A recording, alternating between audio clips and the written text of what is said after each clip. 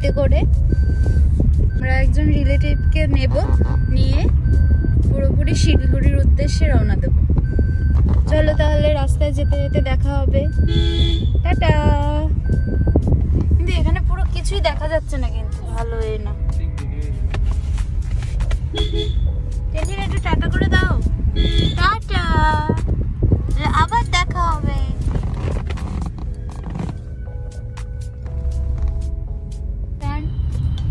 তো আজকে মার্চের 8 তারিখ, শিবরাত্রির দিন। আমরা ভোর 4টের সময় বেরিয়ে পড়লাম বারাসাত থেকে শিলিগুড়ির উদ্দেশ্যে। এই আমরা কৃষ্ণনগর রোডে উঠলাম, এখন আমরা রয়েছি কলোনি মোড়ে। আজকে আমাদের প্রাথমিক যাত্রাপথটি হবে কল্যাণী এক্সপ্রেসওয়ে ধরে নবদ্বীপ হয়ে কৃষ্ণনগর অবধি। এখন আমরা রয়েছি STKK রোডে। STKK রোড ধরে আমরা এখন চলে এসেছি নাদনঘাটের মোড়। ভোরের অন্ধকারে কল্যাণী এক্সপ্রেসওয়ে ধরে আসার ফলে সেই রাস্তাটি আপনাদের দেখাতে পারলাম না, তবে এখন থেকে সমস্ত রাস্তাটি আমরা দেখাচ্ছি, সঙ্গে থাকুন আপনারা। আমরা কল্যাণী এক্সপ্রেসওয়ে ধরে কল্যাণী অবধি এসে সেখান থেকে আমরা ধরে নিলাম STKK রোড। কল্যাণী এক্সপ্রেসওয়েটি দুটো লেনের হলেও এই STKK রোড কিন্তু সিঙ্গেল লেন, অর্থাৎ একটি রাস্তার দিয়েই উভয় দিক থেকে গাড়ি যাতায়াত করছে। আমরা প্রায় 6:30টার দিকে পৌঁছে গেলাম নবদ্বীপ মোড়ে। এই যে দেখতে পাচ্ছেন, এটা হলো নবদ্বীপের মোড়। এই নবদ্বীপের মোড় থেকে আপনারা ঠিক ডান দিকের টার্নটা নেবেন। ডান দিকের টার্নটা নেওয়ার পরই কিছু দূর গেলেই আপনারা নবদ্বীপ রেল স্টেশনের রেলগেট পাবেন। সকালের দিকে এই রেলগেটে অতটা ভিড় হয় না, তবে রেলগেট পড়ে গেলে এখানে একটু জ্যাম পেতে পারেন। নবদ্বীপ রেলগেট পেরোনোর পর আপনারা গৌরাঙ্গ সেতু পার হবেন। গৌরাঙ্গ সেতু পার হওয়ার পরেই এখানে ম্যানুয়াল 10 টাকা টোল দিতে হবে। এই যে এখানে টোল নিচ্ছে, এই ম্যানুয়াল টোল দেওয়ার পর আপনারা এই রাস্তা ধরে এগিয়ে চলুন কৃষ্ণনগরের উদ্দেশ্যে। নবদ্বীপ রেলগেট থেকে কৃষ্ণনগর প্রায় 14 থেকে 15 কিলোমিটার ডিস্টেন্স, আধ ঘন্টা মতো সময় লাগবে। আমরা এখন ফাইনালি পৌঁছে গেছি কৃষ্ণনগরে। এই যে আমরা এবার সিঙ্গেল লেনের রাস্তা থেকে ডাবল লেনের রাস্তা ধরেছি। এটি হলো NH-34, হ্যাঁ, যেটি বারাসাত হেলাবততলা মোড় হয়ে আসছে সেই রাস্তাটি। আমরা এই রাস্তাটা ধরে আসিনি, কারণ রানাঘাটের ফ্লাইওভার এখনো চালু হয়নি। সেজন্য সেখানে যদি একবার রেলগেট পড়ে তাহলে ঘন্টার পর ঘন্টা জ্যাম হতে পারে, সেই কারণেই আমরা এই রাস্তাটা নিয়েছি। তবে হয়তো যখন আপনারা এই ভিডিওটা দেখছেন ততদিনে রানাঘাট এবং চাকদা এই সমস্ত জায়গার সমস্ত ফ্লাইওভার চালু হয়ে গেছে। সুতরাং আপনারা যদি এখন শিলিগুড়ি আসেন সেক্ষেত্রে সরাসরি NH-34 ধরেই বারাসাত থেকে আসতে পারবেন, আর এই বিকল্প রাস্তার প্রয়োজন নেই। এখন বাজে সকাল 7টা। প্রায় 3 ঘন্টায় আমরা 120 কিলোমিটার মতো ডিস্টেন্স কভার করে ফেলেছি। এই যে দেখছেন, এটা হলো কৃষ্ণনগর বাইপাস।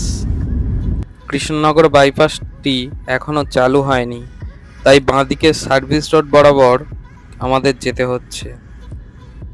তবে বাইপাসটি কিছুদিনের মধ্যেই চালু হয়ে যাবে, সেক্ষেত্রে আপনাদের সময় আরও কম লাগবে। আপনারা যারা নিজেদের গাড়িতে বারাসাত বা কলকাতা পার্শ্ববর্তী অঞ্চল থেকে শিলিগুড়ি যেতে চান, তাদের জন্য আমার সাজেশন হবে এই যে আপনারা যতটা পারেন ভোর ভোর বেরোন। ভোরে ভোরে বেরোলে আপনারা সকালের মধ্যে যদি কৃষ্ণনগর NH-34 ধরতে পারেন, অর্থাৎ কৃষ্ণনগর পৌঁছাতে পারেন, তাহলে আপনাদের জার্নিটা অত্যন্ত সহজ হয়ে যাবে। আমরা সেটাই করেছিলাম। সম্পূর্ণ ভিডিওটি দেখতে থাকুন, তাহলে বুঝতে পারবেন আমরা কিভাবে কোথায় কতক্ষণ স্টে নিয়ে কত সময় শিলিগুড়িতে পৌঁছেছি।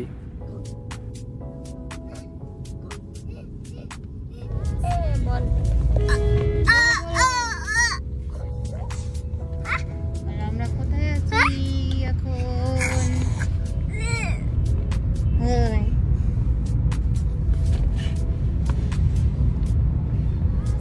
বেউ করতে যাচ্ছি।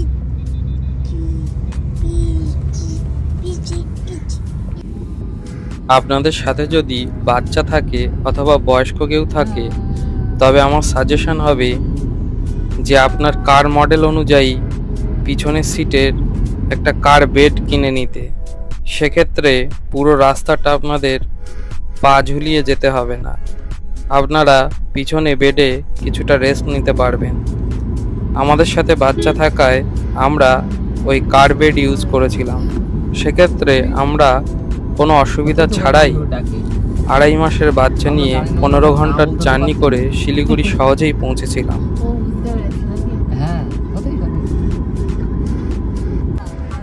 কৃষ্ণনগর থেকে কিছুটা এগোলেই আপনারা দুপাশে ঘন জঙ্গল দেখতে পাবেন।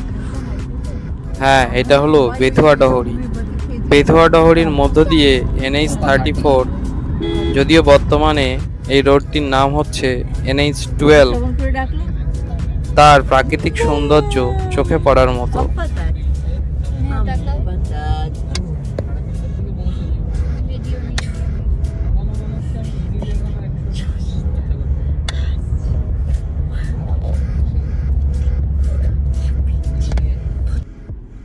বেথুয়া ডহরি পার হওয়ার পরই আজকের দিনে আমাদের প্রথম টোল পড়ল। এই হলো আমাদের যাত্রাপথের প্রথম টোল। আপনারা আমাদের সঙ্গে থাকুন এবং শিলিগুড়ি পৌঁছানো অবধি আমাদের কত টাকা টোটাল টোল দিতে হয়েছে সেটা আমরা আপনাদের জানিয়ে দেব।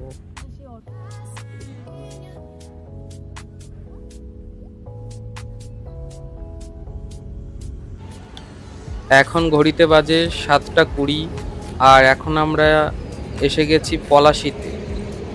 রোডের ধারে একটা ধাবা মতো দেখতে পেয়ে আমরা এখানে ব্রেকফাস্ট করার জন্য দাঁড়ালাম। এই যে দেখতে পাচ্ছেন লেখা আই লাভ পলাশি। কিন্তু দুঃখের কথা এই যে এত সকালেও এখানে এখনো খাবার দাবারের ব্যবস্থা সেরকম হয়নি, চা বিস্কুট ছাড়া কিছুই পাওয়া যাবে না বলছে। সেক্ষেত্রে আমরা কি করব, এখানে একটু বাথরুম করে ফ্রেশ হয়ে 5-10 মিনিটের একটা ছোট্ট ব্রেক নিয়ে আমরা আবার যাত্রা শুরু করলাম। এই যে বাঁদিকে যে তোরণটা দেখছেন, এটি হচ্ছে পলাশী স্মৃতিসৌধ বলে লেখা। আপনারা যারা মুর্শিদাবাদ হাজারদুয়ারি ঘুরতে যেতে চান, তারা এই বাঁদিকের রাস্তাটা নিয়ে নেবেন এবং এই পলাশী গেট ধরে চলে যাবেন। এখন অবধি আমরা এসে গেছি পলাশী পেরিয়ে আমরা একটা জায়গায় দাঁড়িয়েছি এখানে ব্রেকফাস্ট করব বলে। এখানে একটা ধাবা রয়েছে, বুলেট ধাবা। এই যে বুলেট ধাবা।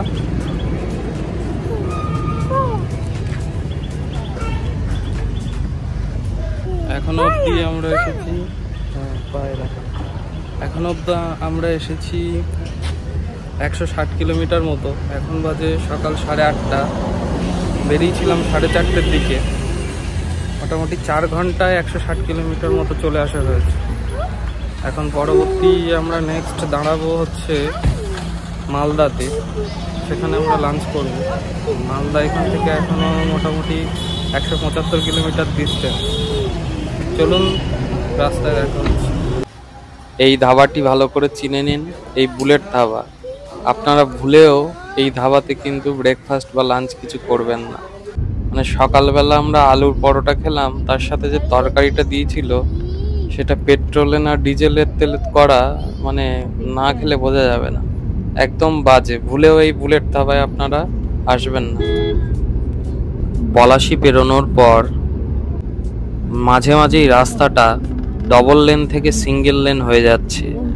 মনে হয় লোকালিটি বা বাজারের মতো জায়গায় জায়গা কম থাকায় এটি সিঙ্গেল লেন হয়ে যাচ্ছে। আবার 1 কিলোমিটার 1.5 কিলোমিটার যাওয়ার পর আবার ডবল লেনের রাস্তায় পরিণত হচ্ছে। সেক্ষেত্রে আপনাদের স্পিড কিছুটা কমে যাবে। এখন আর মালদা দেখাচ্ছে 139 কিলোমিটার।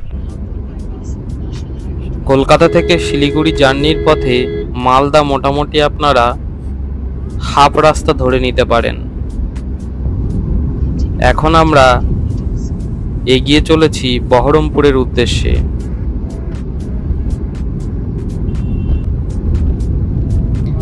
এই হলো বহরমপুর বাইপাস।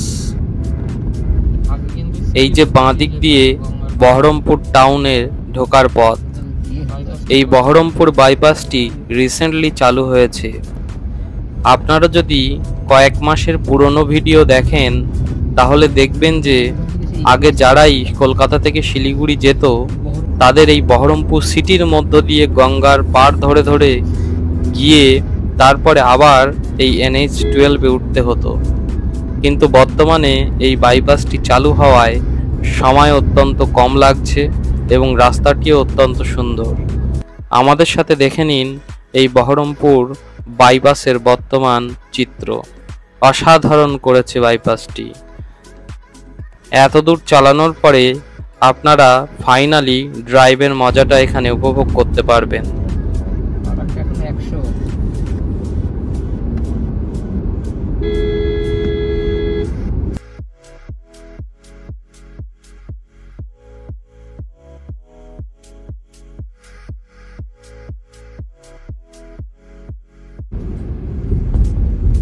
অসাধারণ সুন্দর বহরমপুর বাইপাস পেরোনোর পর আমরা আমাদের আজকের দিনের দ্বিতীয় টোল বুথে এসে পৌঁছালাম।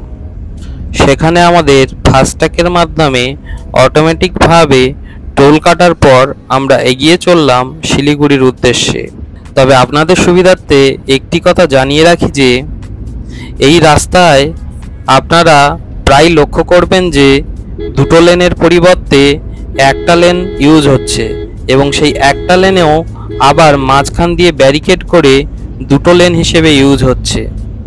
এর কারণ হলো এখন NH-12 এর প্রায় জায়গাতেই মেনটেনেন্সের কাজ চলছে।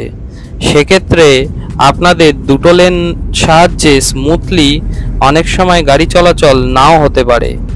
এই সমস্ত কারণবশত আপনাদের টাইম কিছুটা বেশি লাগতে পারে, তবে রাস্তার কন্ডিশন অত্যন্ত ভালো। এই যে দেখছেন বাঁ দিক দিয়ে এই রাস্তাটা চলে যাচ্ছে রামপুরহাটের দিকে অর্থাৎ বীরভূমের দিকে, আর সোজা চলে যাচ্ছে রাস্তাটি মালদার দিকে। আমরা এখন আস্তে আস্তে এগিয়ে চলেছি ফারাক্কার দিকে। এখন যেই ব্রিজটি দেখতে পাচ্ছেন এটাকে বলা হয় আয়রন ব্রিজ। আয়রন ব্রিজ পৌঁছানো মানে একটি ইন্ডিকেশন যে আপনি প্রায় ফারাক্কার কাছাকাছি চলে এসেছেন। এখন ঘড়িতে বাজে প্রায় 12:30 আর আমরা খুবই কাছাকাছি ফারাক্কার কাছে চলে এসেছি। আয়রন ব্রিজ পার হওয়ার পরই আমরা আজকের দিনে আমাদের তৃতীয় টোল প্লাজায় চলে আসলাম।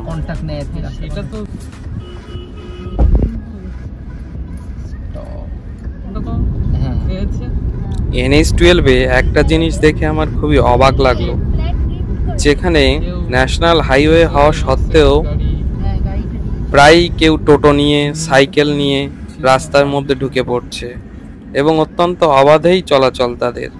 যে সমস্ত যানবাহন এই ন্যাশনাল হাইওয়েতে চলা নিষিদ্ধ তারা খুব সহজেই NH-12 দিয়ে যাতায়াত করছে। সেজন্য আপনারা খুব সাবধানে গাড়ি চালাবেন। এখন আমরা চলে এসেছি ফারাক্কা ব্যারেজের কাছাকাছি, আর ব্যারেজের কাছে আসতেই বিশাল জ্যাম। ছোট গাড়ি হওয়ায় লরির বিশাল জ্যামের পাশ দিয়ে আস্তে আস্তে এগোতে এগোতে প্রায় 15-20 মিনিট পর আমরা ফাইনালি ব্যারেজের ওপর উঠে পড়েছি। হ্যাঁ, এটাই হলো ফারাক্কা ব্যারেজ। ছোটবেলায় যখন ট্রেনে করে শিলিগুড়ি বা নিউ জলপাইগুড়ি যেতাম তখন এই ফারাক্কা ব্যারেজ আসলে ব্যারেজ দেখার জন্য এবং সেখান থেকে গঙ্গা দেখার জন্য মনটা খুব উৎসাহিত হয়ে থাকতো। আজ এতদিন পর নিজের গাড়িতে ড্রাইভ করে ফারাক্কা ব্যারেজ পার হচ্ছি, এটা ভেবেই মনটা আনন্দে উদ্বেলিত হয়ে উঠল। এই ফারাক্কা ব্যারেজের এদিকে হলো মুর্শিদাবাদ, আর ফারাক্কার ব্যারেজটা পার হলেই ও প্রান্তে হলো মালদা। এই যে দেখছেন পাশ দিয়ে ট্রেন যাচ্ছে, অত্যন্ত সুন্দর দৃশ্য। ফারাক্কা ব্যারেজটির দৈর্ঘ্য প্রায় 2.28 কিলোমিটার, বেরোতে প্রায় 15 থেকে 20 মিনিট মতো সময় লাগে এবং ব্যারেজটিতে প্রায় 100টির কাছাকাছি লক গেট আছে। ব্যারেজটা পার হওয়ার পরই আজকের দিনের চতুর্থ টোল আমরা পার হলাম। তবে একটা জিনিস দেখে খুব অবাক লাগলো যে এই ফারাক্কা ব্যারেজে ঢোকার কিছু দূর আগেই একটা টোল, আবার ব্যারেজটা পার হওয়ার পরই টোল। এত কম ডিস্টেন্সের মধ্যে দুটো টোল আমাদের অভিজ্ঞতায় এর আগে কোনো জার্নিতে পাইনি। যাই হোক, ব্যারেজটা পার হওয়ার পরই আমরা পেয়ে গেলাম মালদা বাইপাস। এটি হলো মালদা বাইপাস, অত্যন্ত সুন্দর রাস্তার কন্ডিশন। এখনো অবধি আমরা প্রায় ড্রাইভ করে ফেলেছি 285 কিলোমিটার রাস্তা। এখন ঘড়িতে প্রায় দুপুর 1:30 বাজে, আর আমাদের খিদেও পেয়েছে খুব। তাই আমরা 5-10 মিনিটের মধ্যেই পৌঁছে গেলাম পারদেশি ধাবায়। এই পারদেশি ধাবাটি আপনার মালদা বাইপাস থেকে খুব কাছেই অবস্থিত। আপনারা যারা কলকাতা থেকে শিলিগুড়ি যেতে চান তাদের ক্ষেত্রে লাঞ্চ করার জন্য একদম আদর্শ জায়গা হতে পারে এই পারদেশি ধাবা। ভোরের দিকে বেরোলে মোটামুটি আপনারা 2টোর মধ্যে আশা করা যায় যে পারদেশি ধাবায় পৌঁছে যাবেন। আমরা যেমন ঠিক 1:40 মিনিটে পারদেশি ধাবায় এসে পৌঁছালাম। চলুন তবে আপনারা ঘুরে দেখে নিন এই পারদেশি ধাবাটি কেমন, এখানে কেমন কি ফুড কোয়ালিটি পাওয়া যায়। চলুন সঙ্গে থাকুন।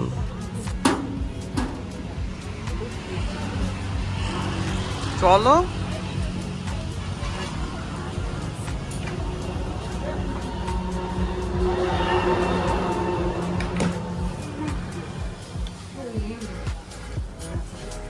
ভেতরে ঢুকে তো আমাদের মনটা খুব খুশি হয়ে গেল। অত্যন্ত ছিমছাম, নিট অ্যান্ড ক্লিন, সুন্দর সাজানো গোছানো ধাবাটি।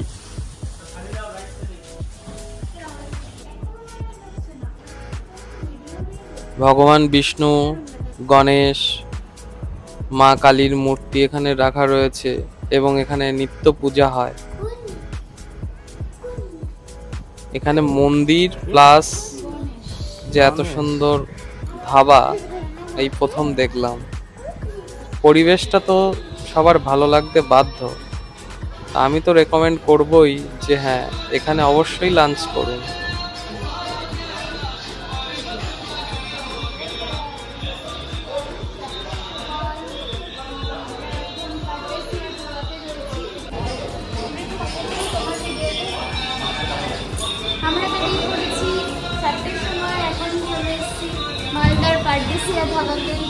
পারদেশি ধাবা, এখানে আমরা লাঞ্চ করবো, খাওয়া দাওয়া হবে।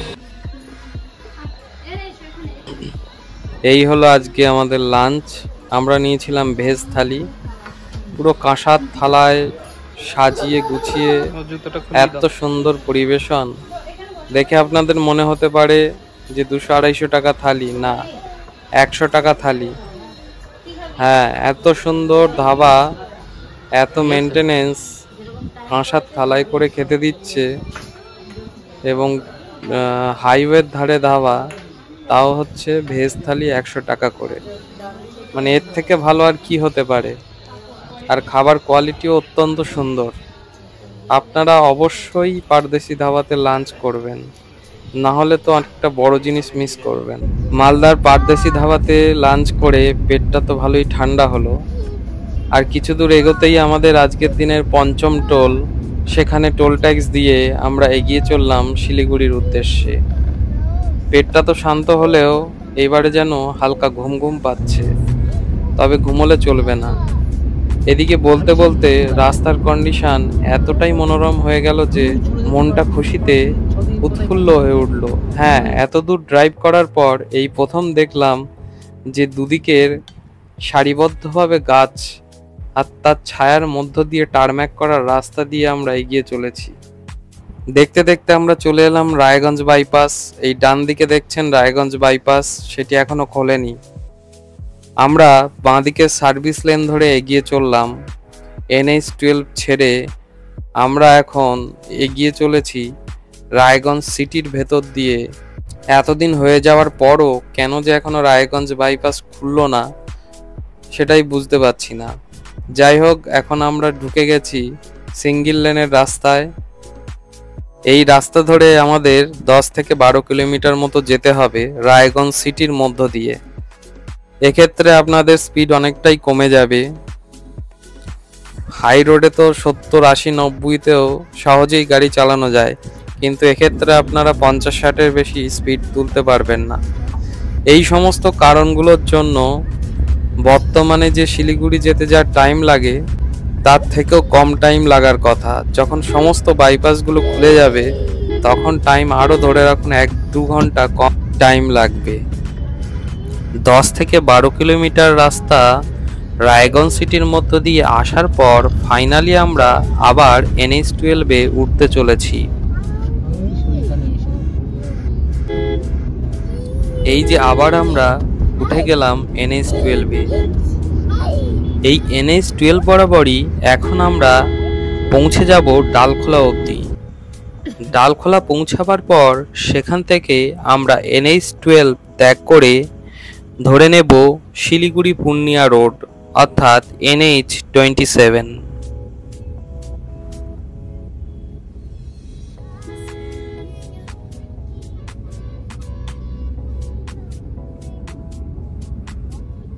ডালখোলা অবধি পৌঁছানোর আগে আপনারা মাঝে মাঝে রাস্তায় কিছুটা জ্যাম পেতে পারেন, কারণ সেখানে বিভিন্ন বাস স্ট্যান্ড এবং লোকালিটি এরিয়া রয়েছে। সামনেই আমাদের ডালখোলা বাইপাস। এই হলো ডালখোলা বাইপাস। এই বাইপাসটি চালু হওয়ার ফলে কলকাতা থেকে শিলিগুড়ি আসার সময় অনেকখানি কমে গেছে। এর আগে যারা শিলিগুড়ি এসেছেন বাসে বা নিজেদের গাড়িতে, তারা জানেন যে এই ডালখোলা এরিয়াতে রাস্তাটি কতটা ন্যারো ছিল। কারুর বাড়ির উঠোন, কারুর মেঝের রাস্তা, বাড়ি, এই সমস্ত মধ্য দিয়ে পুরনো রাস্তাটি গিয়েছিল। যাই হোক, সেসব এখন অতীত। এখন অত্যন্ত সুন্দর বাইপাসের মধ্য দিয়ে আপনারা সহজেই ডালখোলা পৌঁছে যেতে পারবেন।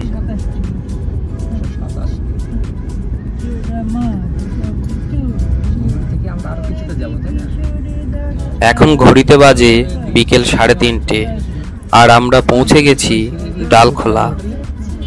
এই যে সামনে ব্রিজটি দেখতে পাচ্ছেন, ওটি হলো শিলিগুড়ি পূর্ণিয়া রোড। আর এখানেই আমরা বিদায় জানাবো NH-12-কে এবং ডান দিক দিয়ে সার্ভিস লেন ধরে নেব শিলিগুড়ি পূর্ণিয়া রোডে ওঠার জন্য।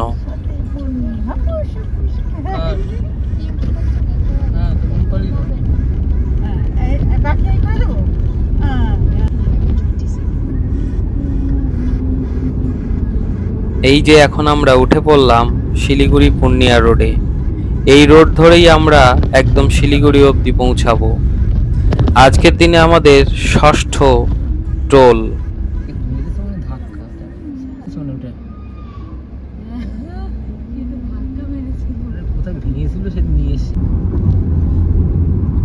টোল প্লাজা পার হওয়ার পর আমরা এগিয়ে চললাম কিষানগঞ্জের দিকে। এখন আমরা রয়েছি কিষানগঞ্জের কাছাকাছি। এই জায়গাটি বিহারের মধ্যে পড়ে, অর্থাৎ আপনারা বিহারে এন্টার করে আবার বিহার ছেড়ে আবার ওয়েস্ট বেঙ্গলে প্রবেশ করবেন। এই জায়গাটি হলো কিষানগঞ্জ। বাঁ দিকেই দেখতে পাবেন কিষানগঞ্জ জংশন স্টেশন। আপনারা শিলিগুড়ি যাওয়ার পথে এই রেল স্টেশনের ওপর দিয়েই যেতে হবে যদি আপনারা ট্রেনে করে যান। যাই হোক, আমরা কিষানগঞ্জ ছাড়িয়ে আরও এগিয়ে চললাম শিলিগুড়ির উদ্দেশ্যে এবং এখন আমরা নিয়ে নেব ডান দিকে ইসলামপুর বাইপাস। ইসলামপুর বাইপাস চলে আসা মানে মোটামুটি আপনারা প্রায় শিলিগুড়ির কাছাকাছি চলে আসলেন। একটা স্বস্তির নিঃশ্বাস তো বটেই। আর সূর্যের আলো থাকতে থাকতে যদি ইসলামপুর বাইপাসটা ধরে নিতে পারেন তাহলে তো কোনো কথাই নেই, আপনারা সঠিক পথেই সঠিক সময়ই চলেছেন।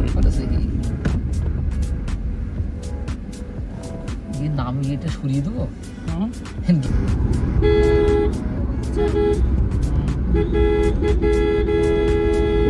সেই ভোর 4টের সময় শিলিগুড়ির উদ্দেশ্যে রওনা দেওয়ার পর থেকে আমরা শুধুমাত্র একবার ব্রেকফাস্টের জন্য আধ ঘন্টা এবং লাঞ্চের জন্য প্রায় ঘন্টাখানেক অর্থাৎ 1.5 ঘন্টা মতো বিশ্রাম নিয়েছি। আর পুরো পথই আমরা পুরো সময়ই ড্রাইভ করে চলেছি। আমরা প্রায় চলে এসেছি শিলিগুড়ির কাছাকাছি। এখান থেকে ডিস্টেন্স দেখাচ্ছে আর মাত্র 52 কিলোমিটার। রাস্তাটি যেন আস্তে আস্তে আরও ভালো হয়ে উঠছে। প্রথম দিকে এই শিলিগুড়ি পূর্ণিয়া রোডের কিছু অংশে প্রচুর প্যাচ দেখা মিলেছে, অর্থাৎ রাস্তার মাঝে মাঝে যেখানে গর্ত বা যেখানে খারাপ হয়ে গিয়েছিল সেখানে যেন পট্টি দেওয়া রয়েছে। সেক্ষেত্রে অসুবিধা কিছুই নেই, মাঝে মাঝে একটু জার্কিং ফিল হচ্ছে, তবে গাড়ি ড্রাইভ করতে সেরকম অসুবিধা হওয়ার কথা না। আমরা এখন এগিয়ে চলেছি শিলিগুড়ির উদ্দেশ্যে। আর যত এগিয়ে চলেছি আস্তে আস্তে দুদিকে চা বাগানের দেখা মিলতে শুরু করেছে আর সূর্য প্রায় অস্ত যায়। আমরা আস্তে আস্তে এগিয়ে চলেছি শিলিগুড়ির উদ্দেশ্যে। আর যতই শিলিগুড়ির কাছাকাছি চলে এসেছি দুদিকে চায়ের বাগানের অপরূপ সৌন্দর্য আমাদের মুগ্ধ করছে। বিকেল হয়ে এসেছে, সূর্য প্রায় অস্ত যায়। অস্তমিত সূর্যের দিগন্তে ছড়িয়ে দেওয়া সোনালি রং আর চারিদিকের চায়ের বাগানের সবুজ রং সমস্ত কিছু মিলেমিশে এক মায়াবী পরিবেশের মধ্য দিয়ে ড্রাইভ করতে করতে আমরা শেষমেশ সন্ধ্যে 7:30টার দিকে পৌঁছে গেলাম আমাদের শিলিগুড়িতে নাইট স্টে করার জন্য মিত্তল গার্ডেন্সে। ফাইনালি আমরা এখন পৌঁছে গেছি মিত্তল গার্ডেন্সে। এই মিত্তল গার্ডেন্স হোটেলটি খুবই নামকরা একটি 3 স্টার ক্যাটাগরির হোটেল। এটি হচ্ছে সেবক রোডের কাছাকাছি অবস্থিত। আমরা সেবক রোডে হোটেলটা নিয়েছি কারণ কাল সকালে যখন পেলিংয়ের জন্য যাত্রা শুরু করব শিলিগুড়ির জ্যামটা যাতে আর আমাদের ফিল না করতে হয়। এই হলো রুম, এটি হলো প্রিমিয়াম ক্যাটাগরির রুম। আমরা অফারে গোয়াই বিভো থেকে বুক করেছিলাম, 1200 টাকা করে প্রতিটা রুম পড়েছে, এসি রুম। দেখে নিন রুমটা।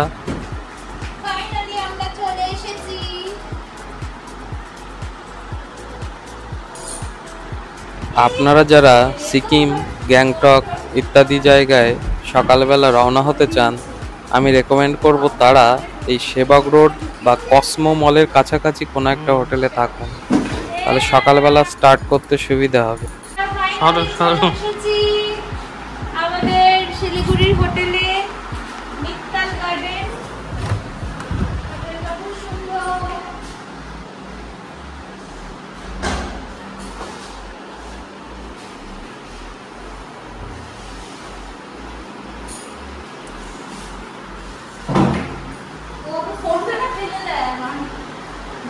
ফাইনালি আমরা চলে এসেছি শিলিগুড়িতে আমাদের নাইট স্টে করার জন্য মিত্তল গার্ডেনে। এই হচ্ছে রুম, খুব সুন্দর একটা রুম দিয়েছে আমাদের। টিন এখানে ভিডিও করছে